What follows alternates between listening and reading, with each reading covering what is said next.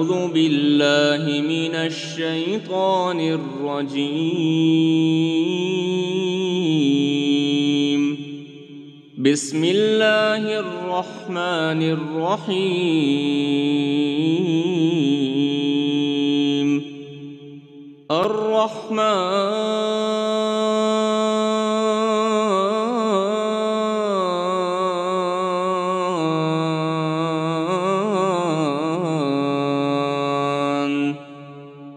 علم القرآن خلق الإنسان علمه البيان. الشمس والقمر بحسبان والنجم والشجر يسجدان والسماء رفعها ووضع الميزان ألا تطغوا في الميزان وأقيموا الوزن بالقسط ولا تخسروا الميزان. والأرض وضعها للأنام فيها فاكهة والنخل ذات الأكمام والحب ذو العصف والريحان. فبأي آلاء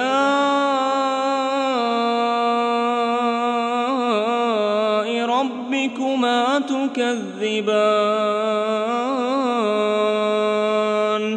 خلق الإنسان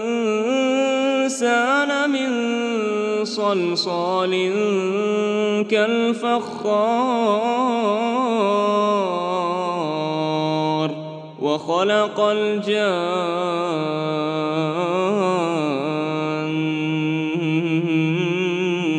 من مارج من نار. فبأي آلاء ربكما تكذبان؟ رب المشرقين ورب المغربين. فبأي آلاء ربكما تكذبان؟ مرج البحرين يلتقيان بينهما برزخ لا يبغيان. فبأي آلاء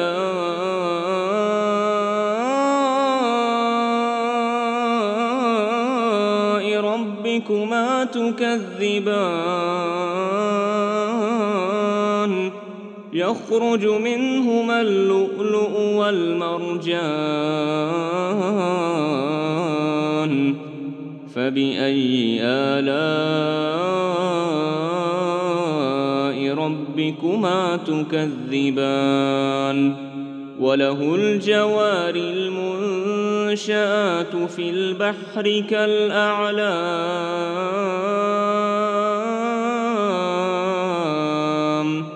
فبأي آلاء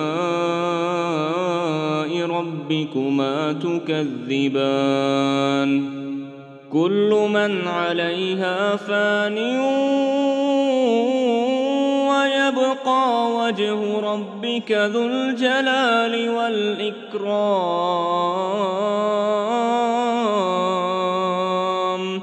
فبأي آلاء ربكما تكذبان؟ يسأله من في السماوات والأرض كل يوم هو في شأن. فبأي آلاء ربكما تكذبان؟ سنفرغ لكم أيها الثقلان فبأي آلاء ربكما تكذبان يا معشر الجن والإنس إن استطعتم أن تنفذوا من أقطار السماوات والأرض فانفذوا لا تنفذون إلا بسلطان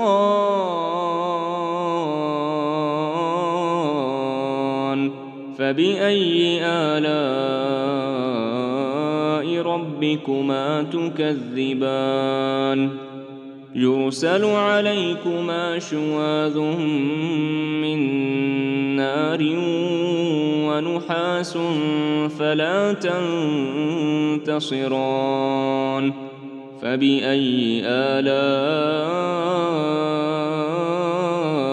ربكما تكذبان فإذا انشقت السماء فكانت وردة كالدهان فبأي آلاء ربكما تكذبان فيومئذ لا يسأل عن ذنبه إنس ولا جان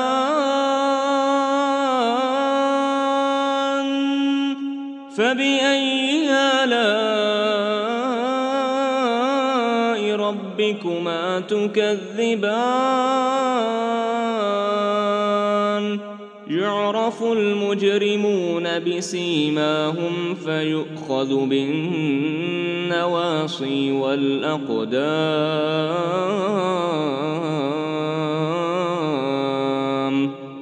فبأي آلاء ربكما تكذبان هذه جهنم التي يكذب بها المجرمون يطوفون بينها وبين حميم آن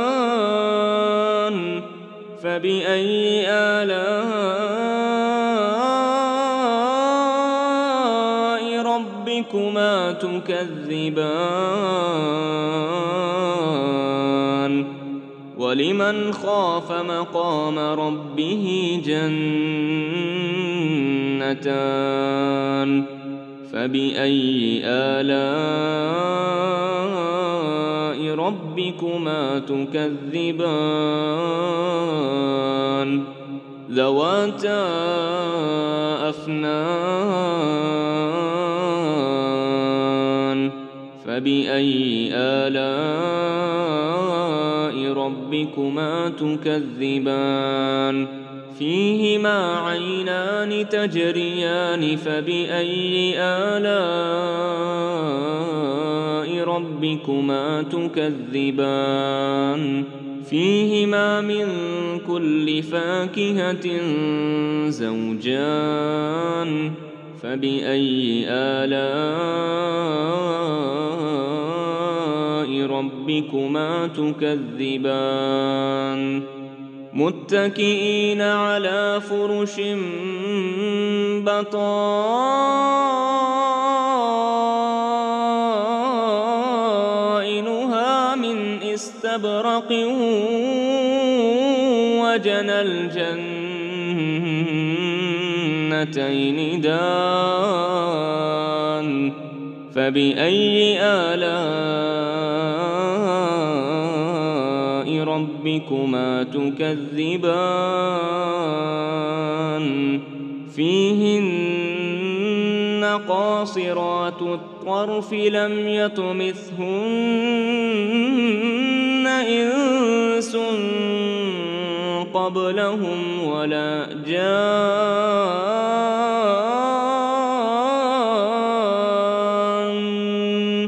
فبأي آلاء ربكما تكذبان كأنهن الياقوت والمرجان فبأي آلاء ربكما تكذبان هل جزاء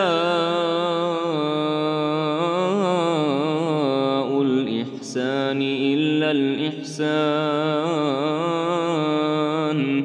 فبأي آلاء ربكما تكذبان ومن دونهما جنتان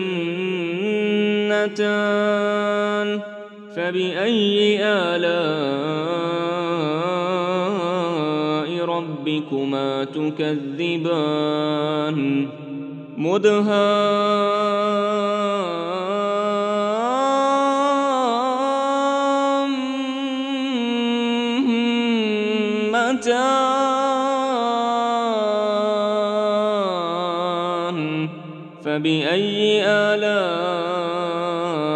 ربكما تكذبان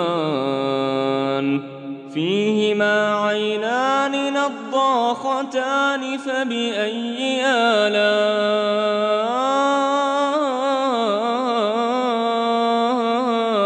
ربكما تكذبان فيهما فاكهة ونخل ورمان فبأي آلاء ربكما تكذبان فيهن خيرات حسان فبأي آلاء ربكما تكذبان حور مقصورات في الخيام فبأي آلاء ربكما تكذبان لم يطمثهن إنس قبلهم ولا جان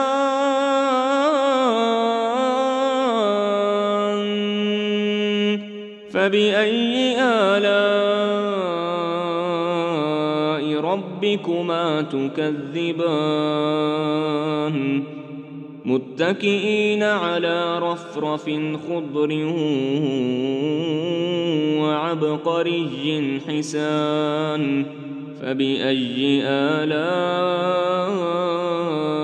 ربكما تكذبان تبارك اسم ربك ذي الجلال والإكرام